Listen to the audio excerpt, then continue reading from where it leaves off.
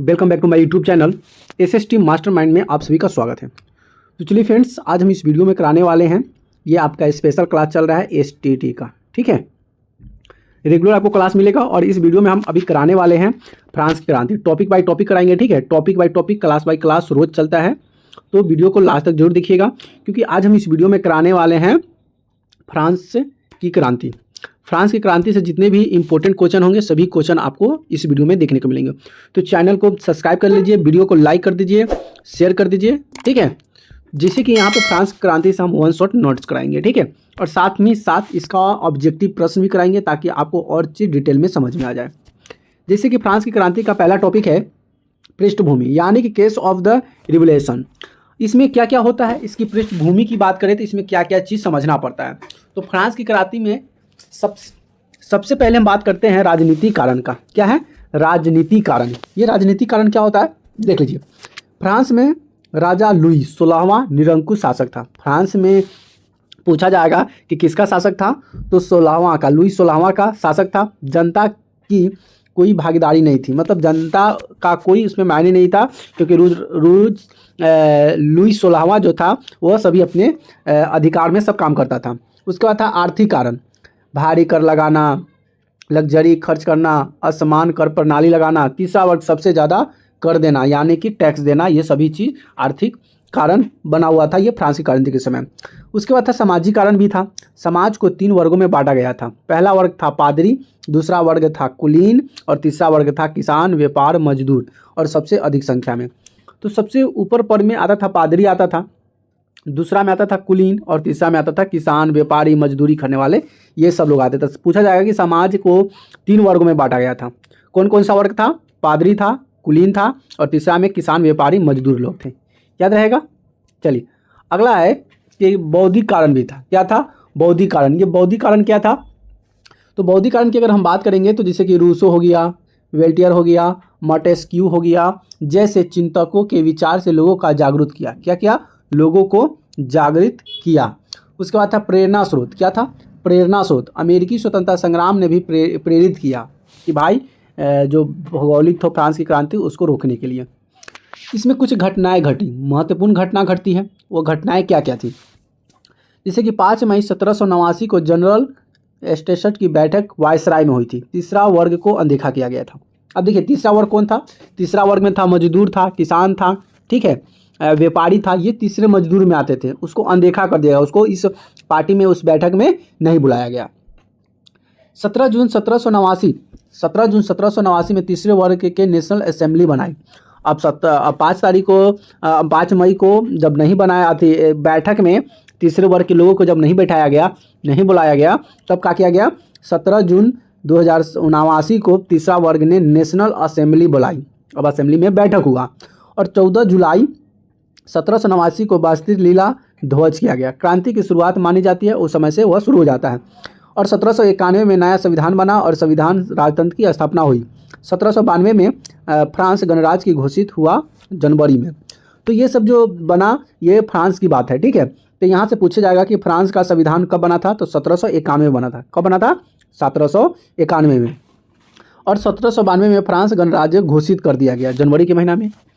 1793 में राजा लुई 16वें को फांसी दे दिया गया। राजा जो लुई 16वां था उसको 1793 में फांसी दे दिया गया।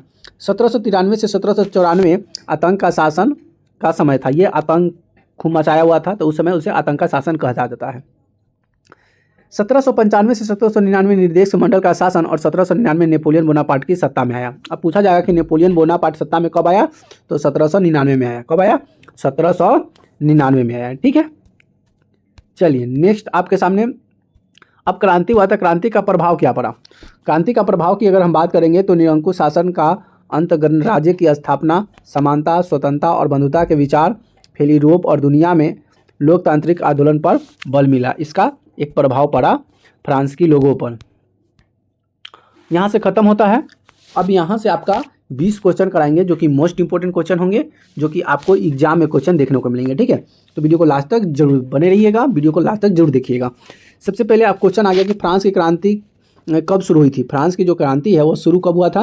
तो अभी बताया फ्रांस की क्रांति जो शुरू हुआ था 1789 में। कब हुआ था? 1789 में शुरू हुआ था फ्रांस की क्रांति। ठीक है, बी द राइट आंसर हो जाएगा।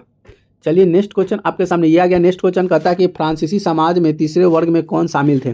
तो तीसरे वर्ग में शामिल था पादरी, तो पहला में था, दूसरा में कुलीन था, पादरी में राजा आ जाएगा, लेकिन तीसरा में था व्यापारी, किसान और मजदूर लोग, ये तीसरे वर्ग में शामिल थे।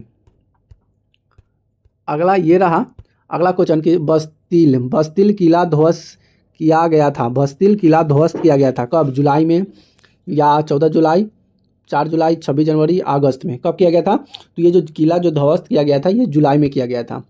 कौन सा जुलाई? 14 जुलाई को, याद रहेगा, 14 जुलाई को ध्वस्त किया गया था। बी द राइट आंसर हो जाएगा। नेक्स्ट ये रहा कि फ्रांस की क्रांति के दौरान कौन राजा था। फ्रांस की क्रांति के समय वहाँ के राजा कौन था? लुई 14वां, लुई 16वां, लुई 15वां, लुई 17वां। तो वहाँ के राजा जो था लुई 16वां था। फ्रांस के जब क्रांति हुआ तो वहाँ के राजा कौन था? लुई 16वां था। ठीक है, चलिए नेक्स्ट क्वेश्चन ये रहा। नेक्स्ट क्वेश्चन कि फ्रांस की क्रांति के विचारों को फैलाने में किस विचार का योगदान रहा। मतलब कौन सा विचार है जिसका योगदान वहाँ पे रहा है। तो विचार के योगदान की बात करेंगे तो ये रूसो था। क्या था? रूसो था। ठीक है, यानी कि बी द राइट आंसर हो जाएगा। चलिए नेक्स्ट क्वेश्चन ये रहा। नेक्स्ट क्वेश्चन क्या कहता है कि फ्रांस का नया संविधान कब बना था। फ्रांस का जो नया संविधान बना था ये 1700 बना था 91 में। कब बना था? 1791 में एक नया संविधान बना था फ्रांस का। याद रखिएगा कि फ्रांस का एक नया संविधान कब बना था। तो ये फ्रांस का नया संविधान 1792 में बना था। ठीक है, अगला है कि फ्रांसीसी क्रांति में किस वर्ग को सबसे अधिक कर देना पड़ता था। मतलब फ्रांस की जो क्रांति था इसमें कौन सी व्यक्ति को सबसे ज़्यादा कर देना पड़ता था। तो सबसे ज़्यादा ना तीसरे व्यक्ति को देना पड़ता था। तीसरा व्यक्ति कौन था? तो तीसरा व्यक्ति मजदूर था। क्या था? मजदूर था, व्यापार था, किसान था। इस सभी को सबसे ज़्यादा कर देना पड़ता था, यानी कि टैक्स देना पड़ता था गरीबों पर। चलिए नेक्स्ट क्वेश्चन ये रहा। नेक्स्ट क्वेश्चन कि रॉब्सपियर का शासन किस नाम से जाना जाता है। रॉब्सपियर का जो शासन है वह कौन सी शासन के नाम से जाना जाता है? तो आतंक का शासन, आतंक फैला दिया हुआ था, आतंक के शासन के नाम से जाना जाता है। ठीक है, चलिए नेक्स्ट क्वेश्चन देखते हैं। नेक्स्ट क्वेश्चन ये रहा। नेक्स्ट क्वेश्चन क्या कहता है? नेक्स्ट क्वेश्चन है कि राजा लुई 16वें को किस वर्ष फांसी दी गई थी। राजा लुई 16वां को ना फांसी दे दिया गया था, लेकिन वो फांसी कब दिया गया था? तो फांसी दिया गया था 1793 में। कब दिया गया था? 1793 में लुई 16वां को फांसी दे दिया गया था। याद रहेगा, क्वेश्चन नंबर यानी कि आंसर सी हो जाएगा, राइट आंसर। नेक्स्ट क्वेश्चन है कि फ्रांस गणराज्य कब घोषित किया गया था। फ्रांस जो है गणराज्य घोषित कर दिया गया था 1792 में। ठीक है, और लागू कब किया गया था? लागू किया गया था 1793 में। क्या? 93 में लागू कर दिया, घोषित किया था 1792 में। चलिए नेक्स्ट क्वेश्चन ये रहा। नेक्स्ट क्वेश्चन क्या कहता है कि रॉब्सपियर किस संस्था से जुड़ा था। रॉब्सपियर जो था वह कौन सी संस्था से जुड़ा था? तो ये संस्था था जैकोबिन क्लब से जुड़ा हुआ था, यानी कि बी द राइट आंसर हो जाएगा।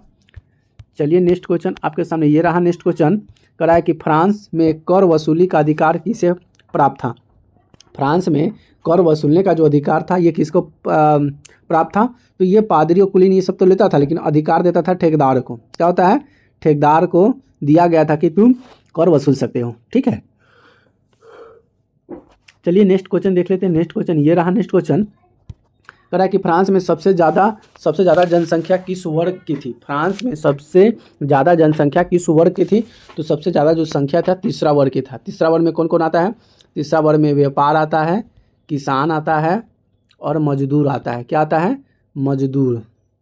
ये तीसरे वर्ग के लोग सब आते हैं इस क्षेत्र में। ठीक है, अगला है कि रूस की प्रसिद्ध पुस्तक कौन सी थी। रूस की प्रसिद्ध पुस्तक कौन थी? तो रूस की सबसे प्रसिद्ध पुस्तक थी सामाजिक अनुबंधन। क्या था? सामाजिक अनुबंधन फेमस बुक था। यही द राइट आंसर हो जाएगा। चलिए नेक्स्ट क्वेश्चन ये रहा। नेक्स्ट क्वेश्चन क्या कहता है कि फ्रांस की क्रांति ने किस विचार को जन्म दिया। फ्रांस की क्रांति ने किस विचार को जन्म देता है? तो ये विचार देता है राष्ट्रवाद को जन्म देता है। किसे? राष्ट्रवाद को जन्म देता है। ठीक है, यानी कि सीधा राइट आंसर हो जाएगा। चलिए नेक्स्ट क्वेश्चन ये रहा। नेक्स्ट क्वेश्चन क्या कहता है कि रोटी चाहिए नारा किस क्रांति से जुड़ा है। रोटी चाहिए ये क्रांति हुआ था, लेकिन कौन सी क्रांति से जुड़ा हुआ है? ये फ्रांस की क्रांति हुआ था। जब फ्रांस की क्रांति हुआ था तो उस समय कह रहा रोटी चाहिए, मतलब खाने पीने में दिक्कत, आतंकी बढ़ा दिया था, इसलिए वहाँ पे कहा कि मुझे रोटी चाहिए। अगला है ये अगला क्वेश्चन कहता है कि फ्रांसीसी क्रांति का आदर्श वाक्य क्या था। फ्रांसीसी क्रांति का आदर्श वाक्य क्या था? तो फ्रांसीसी का देखा जाए तो फ्रांसीसी का आदर्श जो वाक्य था ये समानता, स्वतंत्रता, बंधुत्व, ये सभी अंदर स्वतंत्र होना चाहिए, सबके प्रति समान व्यवहार होना चाहिए। ठीक है, तो स्वतंत्रता, समानता और बंधुत्व होना चाहिए। ठीक, नेक्स्ट क्वेश्चन ये रहा। नेक्स्ट क्वेश्चन आपके सामने एक को भाग गया नहीं, एक आगे चलिए। अगला क्वेश्चन आपके सामने है कि फ्रांस की क्रांति का अंत किसके सत्ता से आने पर हुआ। फ्रांस की जो क्रांति हो रहा था कौन सत्ता में आया तो फ्रांस खत्म हो गया। तो ये आया था नेपोलियन बोनापार्ट। जब नेपोलियन बोनापार्ट आया था तो उस समय लुई क्या था, लुई 16वां जो था, लुई 16वां उसको मार दिया था। उस समय उसकी मृत्यु हो गई थी। कब? 1793 में। मारने के बाद 1793 में बोनापार्ट राजा बन गया था। अगला क्वेश्चन ये है आपके सामने कि बस्तिल का किला किसका प्रतीक था। बस्तिल का जो किला है ये किसका प्रतीक था। तो बस्तिल का जो किला है ये राजा शाही दमन का प्रतीक था। किसका था? राजा शाही दमन का प्रतीक था। लास्ट और आखिरी प्रश्न आपके सामने ये रहा, 20वां क्वेश्चन कह रहा है कि नेपोलियन ने फ्रांस में सत्ता कब संभाली थी। नेपोलियन बोनापार्ट जो था फ्रांस में सत्ता संभाला था, लेकिन फ्रांस में सत्ता कब संभाला था। तो ये 1799 में सत्ता को संभाला था। कब संभाला था? 1799 में सत्ता को संभाला था, यानी कि सीधा राइट आंसर होगा। तो फ्रेंड यहाँ से आपका वन शॉट के साथ साथ नोट्स के साथ साथ आपका हम क्या करा दिए, मोस्ट इंपोर्टेंट 20 क्वेश्चन करा दिए जो कि आपको एग्जाम में पूछे जाते हैं। ठीक है, एग्जाम में आते भी हैं। तो फ्रेंड्स हमारी वीडियो कैसी लगी प्लीज़ कमेंट करके जरूर बताइएगा। वीडियो अच्छी लगी तो वीडियो को लाइक एक बार जरूर कर दीजिएगा। ठीक है, वीडियो को एक बार लाइक जरूर कर दीजिएगा और अपने दोस्त फ्रेंड के पास शेयर जरूर कर दीजिएगा। और चैनल को सब्सक्राइब नहीं किया तो चैनल को सब्सक्राइब कर लीजिएगा, क्योंकि आपका ये जो चैनल है NCERT का है और ये ऑल टीचिंग एग्जाम के लिए मोस्ट इंपॉर्टेंट है, इसलिए आवर चैनल है यहाँ पे SST मास्टरमाइंड। इसको सब्सक्राइब कीजिएगा, सपोर्ट कीजिएगा और भाई को प्यार कीजिएगा। ठीक है, तो चलिए फिर मिलेंगे नए वीडियो में नए टॉपिक के साथ। तब तक के लिए जय हिंद, वंदे मातरम।